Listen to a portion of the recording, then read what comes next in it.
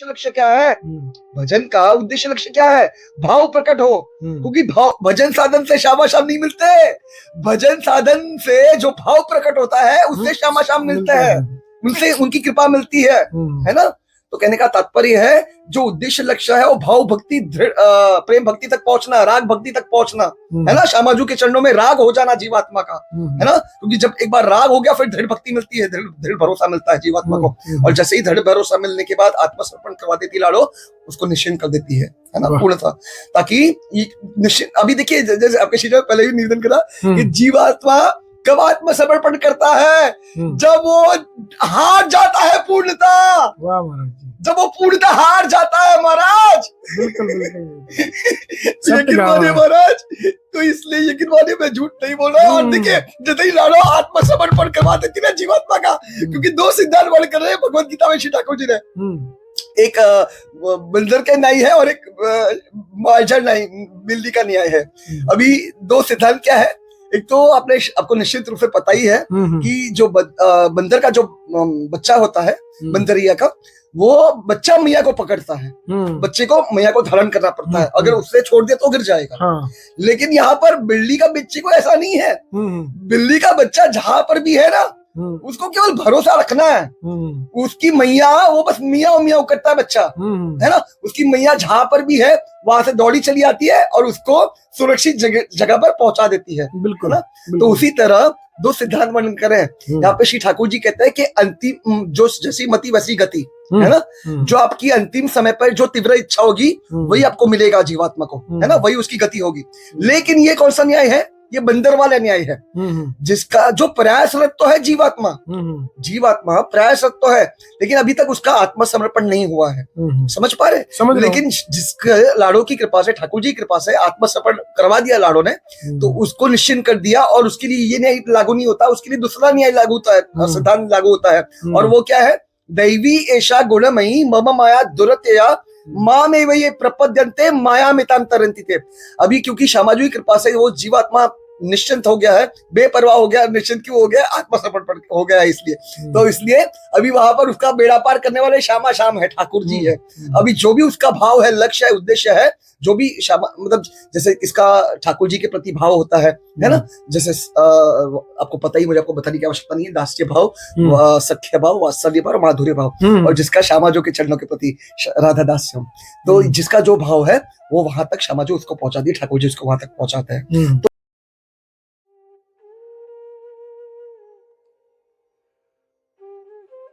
आपका ब्रज इतिहास रे, भक्तमाला इतिहास रे, श्यामानंद प्रभु, श्यामानंद ब्रज रे राधारानी को दर्शन किया था। श्यामानंद प्रभु जी। हाँ, श्यामानंद मालूम है तुमको? जी जी, थोड़ा बहुत सुना है महाराज, संतों के श्री मुख से सुना है। हाँ, श्यामानंद होची भक्तमाल में भी वर्णन है महाराज जी इनका। रसिकानंद का गुरु। हाँ, जो हाथी गोपाल दास, हाथी को, पागल हाथी को चेला बना दिया था। हाथी भिक्षा करे, हाथी भिक्षा करता वो हाथी। वो श्यामानंद को राधारानी दर्शन दिया था। अब बोली के दिया था हमारा दर्शन नहीं। देखो महाराज, हम साधारण मलामूत्र शरीर, जस्ट एग्जाम्पल आप निजे अनुभव करो। हम साधारण ग्राम्य बालिका को देखे कि हम मोहित हो रहा है। अच्छा, ये जो विषय वस्तु जो आनंद मिले, भू पृष्ठ जो आनंद मिले तो विश्व आनंद बोला जाए। पृथ्वी रे जो आनंद मिले, विश्व विख्यात धनी बन गया, बड़ा राजा बन गया, सम्राट बन गया, बड़ा नामी लोग हो गया, वो सब वो विश्व आनंद मिले। ये आनंद है क्षणिक, किंतु उसका पर जो पृथ्वी पृष्ठरु जो भूलोक, ये तो भूलोक विश्व आनंद। भूवलोक कौन लोक? भूवलोक किसी को बोला जाए? आम जो गायत्री जप करे भूर भुव स्व तत्सवितु वरुण, ये सब मूल कारण होची ये भूलोक होची, भूवलोक, भूलोक ये भूलोक, अने ये होची भूलोक। भूवलोक ऊपर, ऊपर भूव माने भूवलोक होची आपका पितृलोक, भूलोक। हाँ, भूलोक जितना आनंद पाए, आनंद उससे सहगुण अधिक पितृलोक मिले। पितृलोक, तुम जो पिंड दान कर, जो पितृलोक अवस्थिति कहाँ? इति धर्म सनातन, सनातन शास्त्र बोल पितृलोक अवस्थिति होची। आप जो चंद्रलोक बोला जाए ना, चंद्रलोक ऊपरी भाग रे पितृलोक, नीचे प्रेतलोक, स्पिरिचुअल वर्ल्ड। चंद्रलोक से ऊपर पितृलोक, नीचे प्रेतलोक, प्रेतलोक, जो स्पिरिट हाँ से spirit। भूत ये माने भूत पेत पिशाच यक्ष रक्षक ये मानकर शरीर नहीं। हमारे जो शरीर हमारा पार्थिव शरीर, पार्थिव माने पृथ्वी रो खाना खाई ये शरीर सब पृथ्वी तैयारी पानी पवन पंचभूत पार्थिव शरीर। भूत प्रेत मानकर पार्थिव शरीर नहीं, शारीरिक ये बॉडी नहीं। ये मानक वायव्य शरीर, ये वायु रे विचरण करे स्पिरिट। स्पिरिट क्या कोई ये माने तांकर बात ये माने प्रेत लोक ये जो जघन्य कर्म कले प्रेत लोक प्राप्ति हुए। आ थोड़ी उन्नत कम साधारण गृहस्थ हेले, साधारण आदर्श गृहस्थ हेले पितृलोक। पितृलोक रे 100 गुण आनंद ज्यादा है। पितृलोक से ऊर्ध्वरे जक्ष लोक, बेताल लोक, गंधर्व लोक, अप्सरा लोक। पितृलोक रे जितना आनंद मिले स्वर्ग रे बेश्या, अप्सरा को बेश्या बोला जाए। हमारा फिल्म वाला को स्टार बोला जाए ना, ये स्टार भूल बा। फिल्म वाला स्टार नहीं, स्टार ध्रुव, स्टार प्रहलाद, ये स्टार फिल्म वाला। देखो देवता मानकर स्वर्ग लोकर जो बेश्या आ भाड़ुआ मान को क्या बोले, गंधर्व बोले भाड़ुआ को, आ बेश्या बोले अप्सरा को। हमारा आज यही जागतिक दृष्टि में ये माने फिल्म जो स्टार हम बोल रहा है, ये स्टार नहीं, ये बेश्या और भाड़ुआ जो है। ये मन जो है जी चकोर मन, वही परमात्मा इष्ट के प्रति लगा है। और जहाँ गुरु की बात आती है, गुरु जी, तो गुरु बिन भवनिधि तरह न कोई, जो विरंच शंकर सब कोई। शंकर ब्रह्मा विष्णु के समान भी तो भी बिना गुरु के नहीं कर सकते, नहीं कल्याण हो सकता। इसलिए हमारे धर्म ग्रंथों में और हमारे वेद पुराणों में, हमारे आध्यात्म में गुरु की बहुत बड़ी महत्ता बताई गई है। और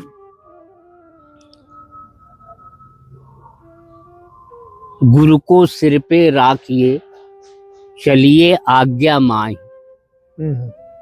अनुशासन की बात आ जाती है। गुरु को सिर पे राखिए, चलिए आज्ञा माही। कह कबीरता दास की, 3 लोक भय नाहीं। 3 लोक में भी उसको कोई डर नहीं और उसको भय रखना भी नहीं चाहिए।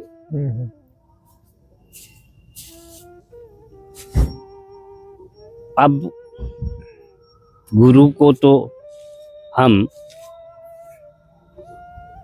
आराध्य वंदना करते हैं, प्रणाम करते हैं,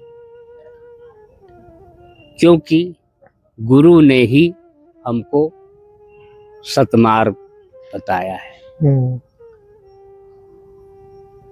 अब सत क्या है? गो गोचर जह लग मन जाई, सो सब माया जान हो गई। ये इंद्रियां, ये मन, ये कल्पना, ये ख्यालात जहां तक जाते हैं,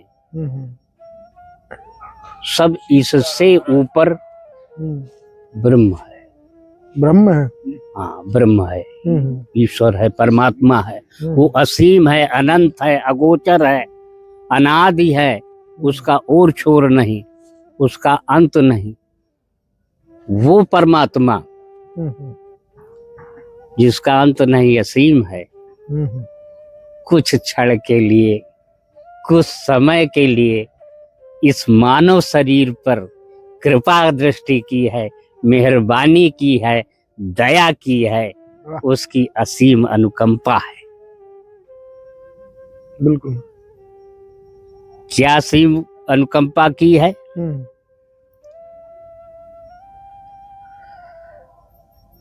बूंद समानी समुद्र में, ये जानत सब कोई,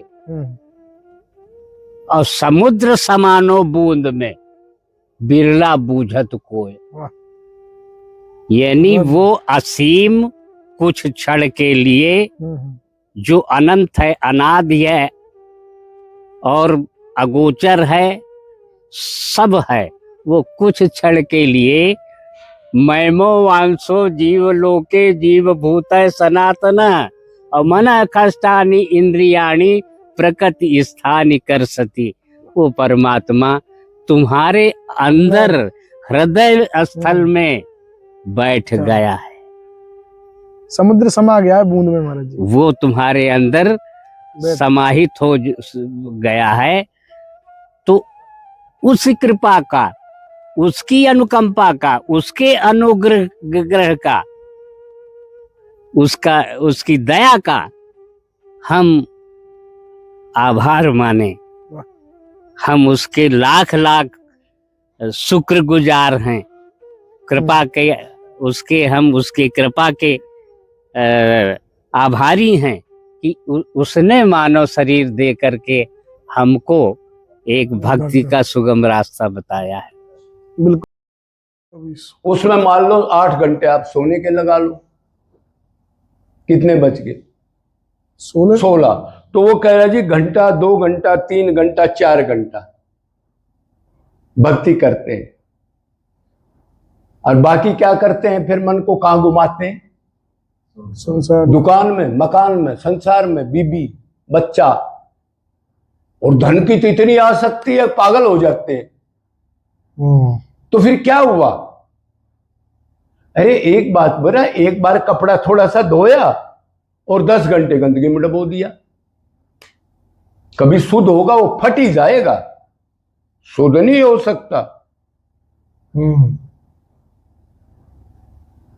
तो उस भक्ति का क्या मतलब है? इसलिए भगवान ने कहा है सर्वेषु कालेषु मामनु समर, निरंतर भक्ति करनी है। जीव भगवान का नित्य दास है, 1 सेकंड भी दासपना छोड़ेगा, संसार में गंदा मन को करेगा। चाहे आपको संसारी धर्म, आप भंडारा कर रहे हो, लेकिन भगवान से मन हट गया, वो भंडारा भगवान के निमित्त नहीं है, तो मन आपका गंदा हो गया। इसको कितने लोग जानते हैं? तो भक्ति निरंतर है, और भक्ति मन ने करनी है। अब आपने सवाल पूछा जी हम उधर घर भक्ति करते हैं 2 घंटे 3 घंटे, तो 2 डिफेक्ट और भी हो सकते हैं। या तो आप क्या पता कामना की भक्ति करते हो भाई, ज्यादातर ये भी तो है ना संसार में। लड़का बीमार हो गया जी, मेरा मकान बन जाए जी, लड़की की शादी हो जाए जी, उसको नौकरी मिल जाए जी। और मान लो आप भक्ति इससे नहीं करते, कामना की नहीं है, तो फिर आपको ये नहीं पता है भक्ति मन से होती है। अगर आप नाम जप या भक्ति कर रहे हो तो भक्ति में आंसू आ जाते हैं, भक्ति दीनता लाती है, भक्ति काम क्रोध लोभ को दूर करती है। क्यों? मायापति अंदर आएगा, लेकिन मन की भक्ति से आएगा, खोपड़े से तो आएगा नहीं। करोड़ जन्म तक करते रहो चाहिए।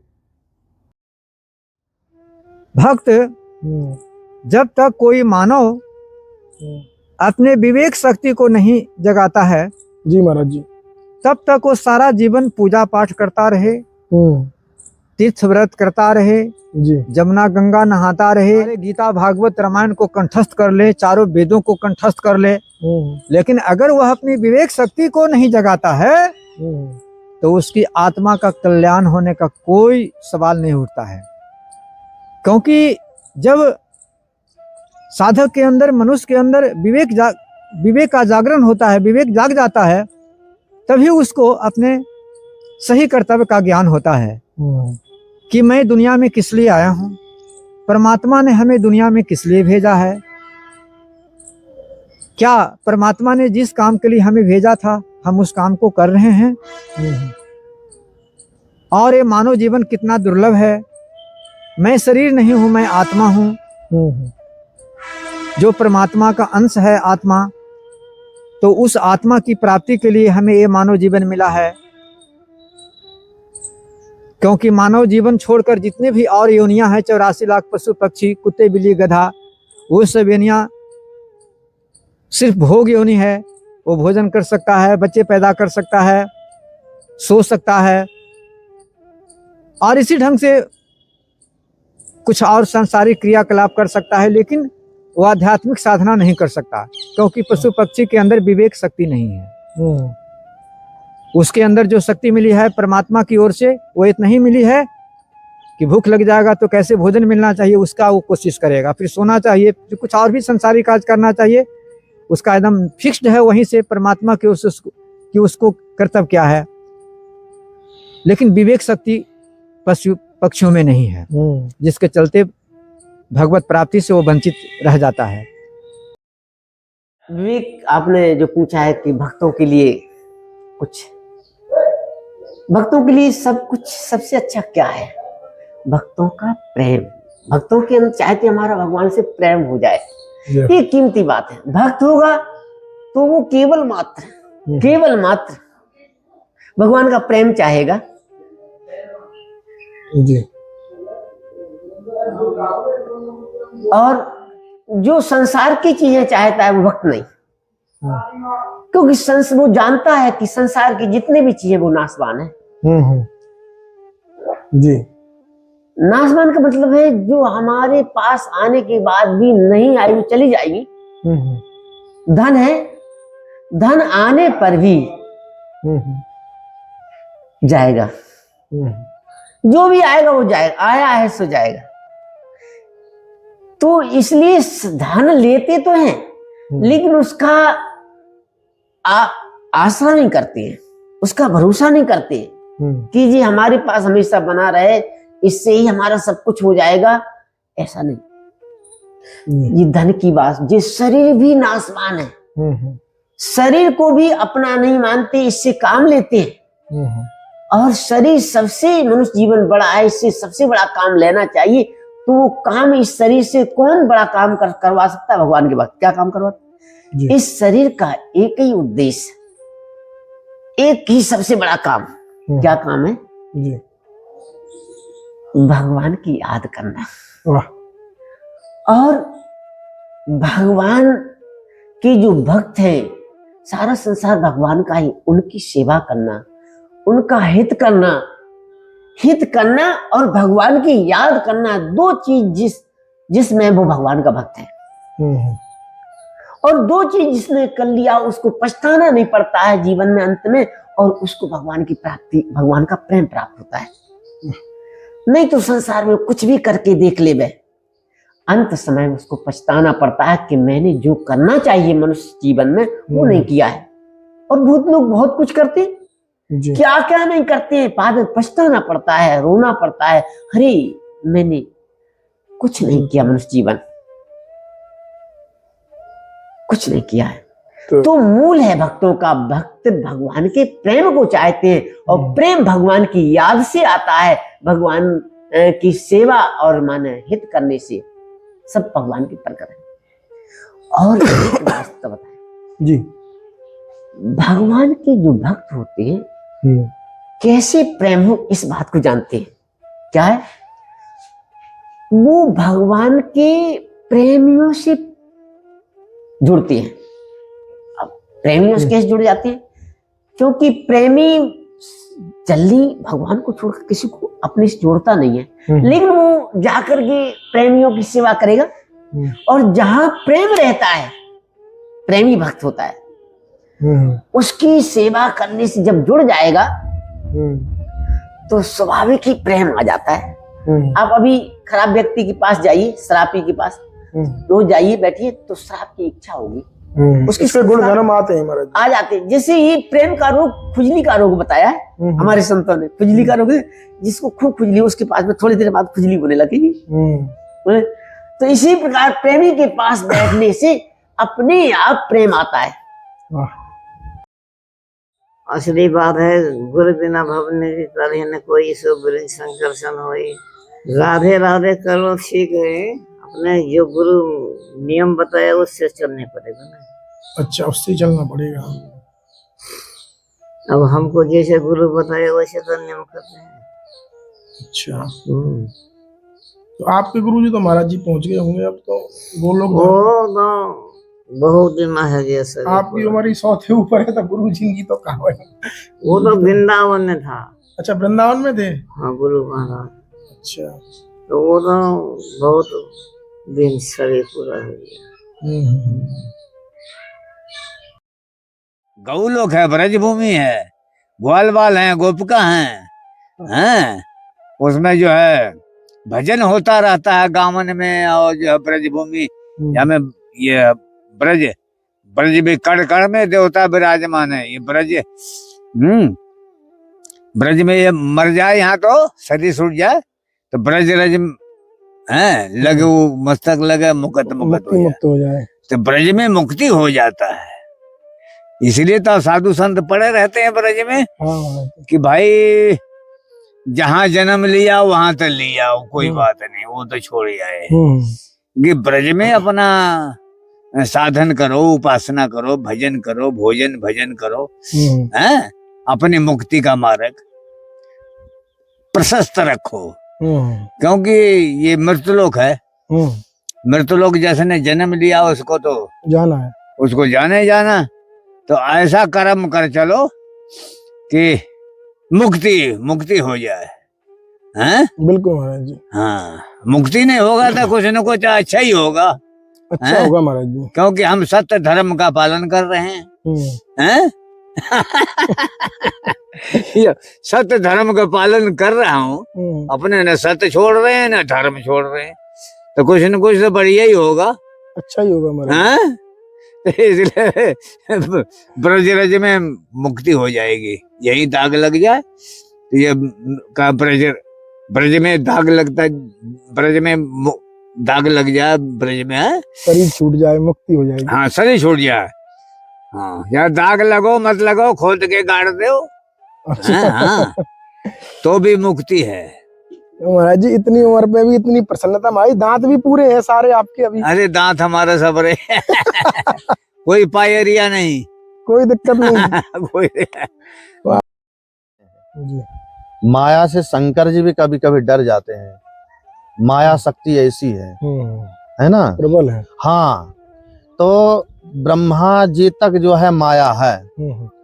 माया के पति एक भगवान श्री कृष्ण है, नारायण है, वो जो है उनके अधीन है माया। तो यह मरम लक्ष्मण नहीं जाना, है ना। जब भगवान जो है समिधा के लिए भेजे तो मैं करूं कुछ निशाचर नासा, है ना, तो कुछ नर लीला करूं जी। तो माता जानकी जी को जो है अग्नि में प्रवेश कर दी और नकली सीता जी को बैठा दी। जब लक्ष्मण जी जो है समिधा लाने गए जंगल में लकड़ी लाने के लिए जी, यह मरम लक्ष्मण नहीं जाना, लक्ष्मण जी को भी नहीं पता लगा। तो ये जो रहस्य लीला है बहुत गुप्त लीला होती है। यानी ब्रह्म भी अपने जो है भ्राता हो किसी को हो ये गुप्त लीला नहीं बताते हैं, नहीं तो उनकी लीला चलेगी नहीं। और लीला कैसी है, जैसे धान है, आप चावल को खेत में बो तो नहीं होगा धान, और वही उसका जो है फकला छिलका है आप धान से जो है खेत में बोइए तो अंकुरित हो जाएगा जी। तो ऐसे ही जो छिलका है वो माया शक्ति है। तो हम लोग जो अंकुरित हो रहे हैं माया शक्ति का प्रभाव कोई चीज घातक नहीं है जी। पर यही है कि ना समझने के कारण जो है हमसे गलती होती रहती है जी। बिल्कुल महाराज जी। तो माया शक्ति भी प्रधान है, भगवती स्वरूपा है, भगवान की लीला है। तो लक्ष्मण जी के जो है मन में ऐसा आ रहा है तो भगवान राम जी अंतर्यामी हैं, हंस गए मन में, समझ गए कि देखो लक्ष्मण हमारा भाई है, इसके मन में कुभाव आ रहा। फिर वहां से जब चलने लगे तो बोले कि थोड़ा सा मिट्टी यहाँ से ले लो और थोड़ा सा हाथ से जो है प्रक्षालन कर दो। फिर थोड़ी दूर चलने के बाद में जो है वो जो आवेश था वो उतर गया सर से, पवित्र हो गया मन, बुद्धि भी जो है निर्मल हो गई। तो लक्ष्मण जी जो है प्रार्थना करने लगे। यद्यपि लक्ष्मण जैसे कोई भ्राता नहीं है, परम प्रिय सेवक है जी। परम भगवान राम के चरणा अनुरागी हैं, दासानुदास है, हर आज्ञा का पालन करने वाले। तो बोले प्रभु हमारी एक मन में जिज्ञासा है, प्रार्थना है। हमारे मन में वहां वृक्ष के नीचे विश्राम कर रहे थे, ऐसा कुभाव आ गया। बोले लक्ष्मण तुम्हारा दोष नहीं है, उस भूमि का दोष है। वहां पर निशाचर राक्षसों की हड्डियां गड़ी थी, इससे आपकी बुद्धि विकृति हो गई, ऐसा मन में कुभाव आ गया।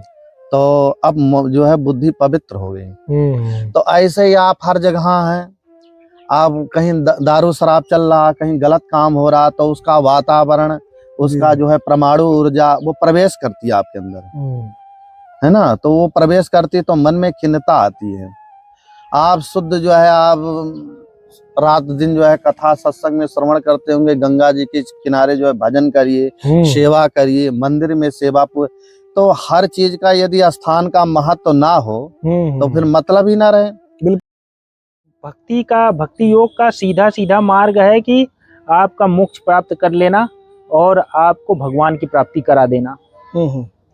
जी। भक्ति योग के जैसे नाम जप द्वारा करिए, किसी भी तरह ये भक्ति के ही अंग है। जैसे भगवान श्री कृष्ण ने गीता में कहा था, जी, भगवान श्री कृष्ण ने गीता में अपने उपदेश में कहा था, तेषाम सतत युक्ता नाम भजताम प्रीति पूर्वकम ददामि बुद्धि योगम तम एन माम उपयांति ते। मतलब हे अर्जुन, यदि कोई सतत, कोई मतलब निरंतर मेरे नाम का अगर जब प्रेम पूर्वक प्रीति पूर्वक करता रहता है तो उसे मैं बुद्धि योग देता हूँ। उसको बुद्धि योग मतलब उसको बुद्धि प्रदान करता हूँ। जी जी, समझे। ऐसी बुद्धि उसको देता हूँ जिसके माध्यम से वो मुझी को प्राप्त कर लेता है और मोक्ष को प्राप्त करता है। जी। मतलब तेषाम सतत युक्ता नाम भजताम प्रीति पूर्वकम ददामि बुद्धि योगम तम एन माम उपयांति ते। मतलब जो भी मनुष्य या जो भी साधु या जो भी संत मुझे निरंतर प्रीति पूर्वक मतलब वही आ गया भक्ति, जहाँ प्रीति प्रेम आएगा वही भक्ति का होगा। जो भी मनुष्य निरंतर मेरे में मन लगाकर मेरे नाम का जप करता है या मेरे में अपनी बुद्धि अपना चिंतन लगाए रखता है, उसको मैं बुद्धि योग देता हूँ और उस बुद्धि का प्रयोग करके वो मेरे को ही प्राप्त कर लेता है, मतलब परम गति प्राप्त करता है। जी जी। तो भगवान फिर कह रहे हैं कि श्रद्धावान लभते ज्ञानम, मतलब जो भी श्रद्धावान पुरुष है वो एक न एक दिन ज्ञान की प्राप्ति कर लेता है। श्रद्धावान मतलब जैसे आप श्रद्धा हो, श्रद्धा क्या होती है? जैसे मान लीजिए कोई मनुष्य, किसी मनुष्य को यदि भक्ति शुरुआत से करनी हो, मान लो उसके अंदर कुछ भी नहीं है, अब वो चाहता है कि मैं भगवान की प्राप्ति कर लूं या ये सब टंटा मिट जाए, जीवन के टंटे मिटे। जी। जीवन के टंटा जब भी मिलेगा जबकि आपके शांति प्राप्त हो जाएगी। शांति मिलेगी जब आप भक्ति करोगे तब। जी। भक्ति बिना किसी को इस संसार में किसी को शांति प्राप्त नहीं हो सकती।